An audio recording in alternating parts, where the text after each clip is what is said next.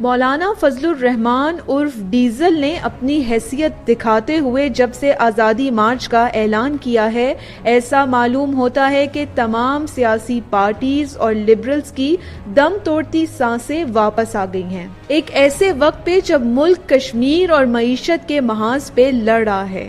وہاں مولانا آزادی مارچ کے نام پہ جو ایک ہنگامہ کھڑا کرنے کی تیاری میں ہے، وہ ملک کے لیے کسی اذیت سے کم نہیں۔ آر ایس ایس سے شدید محبت کا اظہار کرتے ہوئے مولانا نے اپنے حواریوں کو آر ایس ایس کی مشابہت کے ڈنڈے اور کپڑے تو پہنا دیے، لیکن ایک بات کا جواب دینا بھول گئے، وہ یہ کہ 2013 میں مولانا بھارت میں اجیت ڈوول سے کیوں ملے تھے؟ کیا اتنی بڑی مارچ اور حواریوں کا خرچہ پانی تب مانگا گیا تھا؟ اگر یہ کشمیر کمیٹی کے ممبر رہے تو کشمیر کے لیے 2 لفظ بھارت کی مخالفت میں نہیں بولے گئے۔ آج حکومت کو طالبان کا طعنہ دینے والے مولانا کی آزادی مارچ کی حمایت تو ٹی ٹی پی نے خود کر دی۔ اس سب کے بعد بھی ہر ملک دشمن کی مولانا کو حمایت اس بات کا ثبوت ہے کہ جب سب طاقتیں ہار چکی تھیں، اس وقت مولانا ان کا واحد سہارا ہیں۔ ہم حکومت سے درخواست کرتے ہیں کہ ڈیزل مارچ پہ پابندی لگا کر اس تباہی سے ملک کو بچائیں،